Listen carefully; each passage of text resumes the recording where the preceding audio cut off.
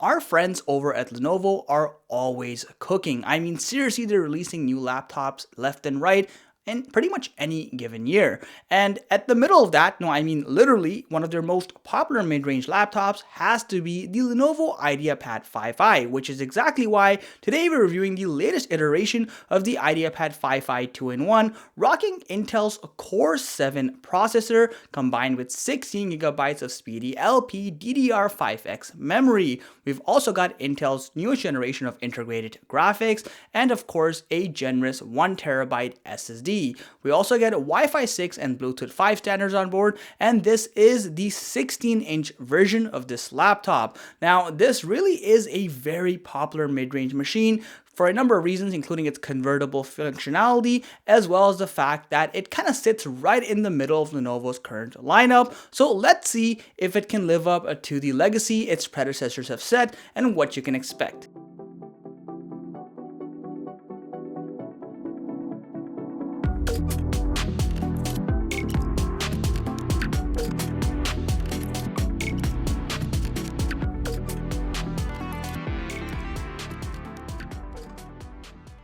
As far as packaging is concerned, things are pretty straightforward. You get a standard looking cardboard box, open that up, and inside you'll find a number of contents. First and foremost, behind some more packaging is of course the Lenovo IdeaPad 5i itself, but more on that in just a bit. We also get a standard 65-watt charging adapter. These are shrinking year by year, I like it, and you also get USB-C charging right out of the box, lovely.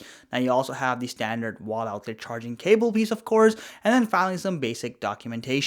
I can't think of any manufacturer that does the whole subtle look better than Lenovo across the board, regardless of which class of their laptops you're getting. The symmetrical design of the IdeaPad 5i combined with its more reserved overall look and of course linear edges really makes it a great laptop for all occasions, whether it's a business meeting, a school course, or you're just using it at home. It doesn't matter, it shines in all aspects without standing out. Now, the Luna Gray color really brings a lot of life over here, and it is worth noting you do have a semi-premium build with a top half metallic exterior. Now the laptop does have a overall weight of 4.19 pounds, which is on the heavier side, but at the same time this is a 16-inch laptop, so that isn't exactly news.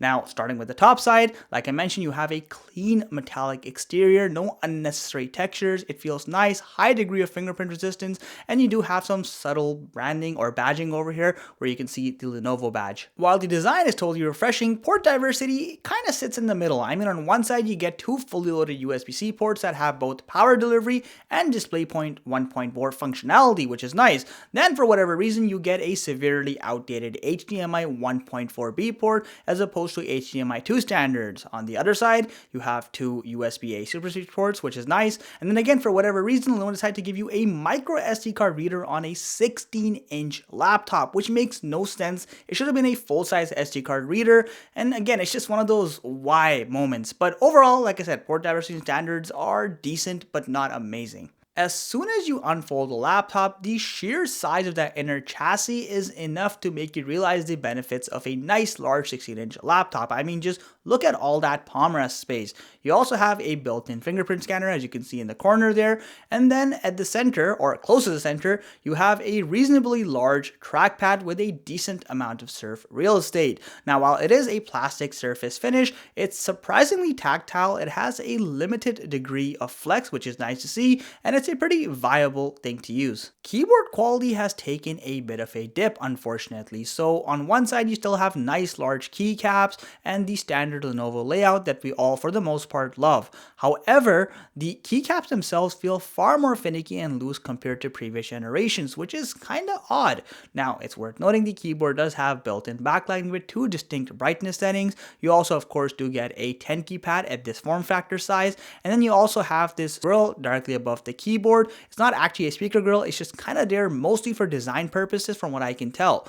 Now, as far as the typing experience goes, like I said, the key travel seems to have reduced compared to previous iterations, and it's just not as tactile, or shall I say Lenovo-like this year, which really is a little sad because I absolutely adore Lenovo laptops when it comes to the keyboard. Hinge quality definitely matters given that this is a 2-in-1 laptop, and for the most part, thanks to the dual hinge mechanism, I'm happy to report there is a very limited amount of wobble. Also, I find that the general tilting all the way to a 360-degree angle is a pretty smooth experience and doesn't exert too much pressure on the body itself and should be fine for general wear and tear purposes. Now, as far as the display fitting is concerned, I love the fact that we have a fully glass recessed finishing over here. You do have a somewhat notable chin at the bottom, but it's not too bad. The bezels are nice and thin with modern day standards in mind, and then same thing can be said with the forehead, which is pretty thin, at the center of which you have a full HD camera. While it's not groundbreaking, it's pretty decent for what it is and does well enough across various lighting settings. Still watching? I'm so happy to see that. If you're enjoying the content, please consider subscribing to my channel and hitting that like button. It genuinely helps put bread on the table, and I appreciate your viewership. Let's continue. This laptop technically comes with two distinct displays, so some configurations will have the IPS version that we have here, and a few of them have an OLED variant. Now, like I said, the vast majority will have IPS, which is the one we have here, so that has a comfortable Full HD Plus resolution, which also gives us a nice 16:10 aspect ratio, though unfortunately we're still stuck with a base 60Hz refresh rate, and we also do have a 800:1 contrast ratio. Now we have a peak brightness of just 300 nits. Normally this would be okay, but given that we have a gloss finish here, glare can easily overcome the display under brighter settings. We also have a multi-touch system, obviously, because this is a 2-in-1 laptop, and I gotta tell you, it's super responsive. There's no notable lag or latency, and you can of course also combine it with the optional Lenovo digital pen if you so wish. Now, as far as color rating goes, we're still stuck with a base 45% NTSC rating or about 56% sRGB, which means colors look bland, they're not great, it's not a great machine for color sensitive activities. You're gonna have to dish out more money for the OLED display if you want a higher color accuracy. A quick recap of system specs: we've got Intel's Core 7 processor combined with 16GB of LPDDR5X memory and Intel's newest generation of integrated graphics. Now, consumers can shave off a couple of bucks by opting for the lower end Core 5 processor. Day-to-day performance is obviously super fast and snappy, whether it's surfing the web or crunching some Word documents. More demanding activities like programming and code compiling are entirely possible thanks to the healthy amount of system memory combined with processor capabilities.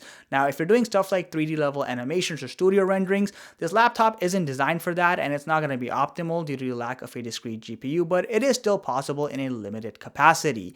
The most demanding activities such as multi-layer 4K 10-bit video editing is technically possible as long as you've only got one stack of video. If you've got any more than that, you'll find that performance dramatically drops, there's more frame drops. On the contrary though, if you're doing a full HD workflow edit, you'll find that this laptop is more than capable of handling it despite the lack of a discrete GPU.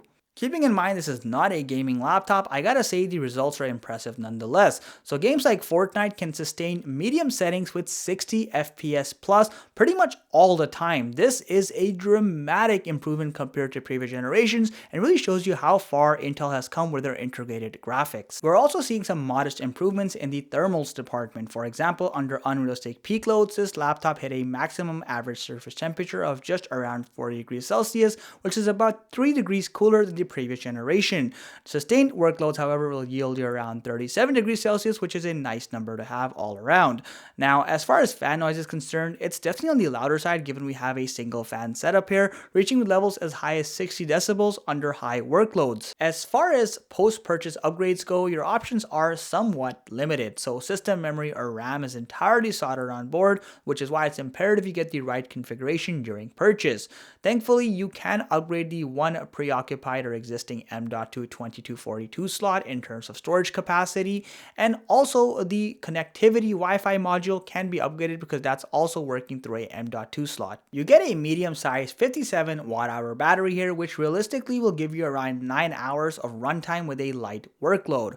As far as speaker quality is concerned, if we're being honest, it's nothing out of the ordinary. It's going to be a pretty basic experience, though these speakers do get fairly loud. Here's a quick sound test for reference.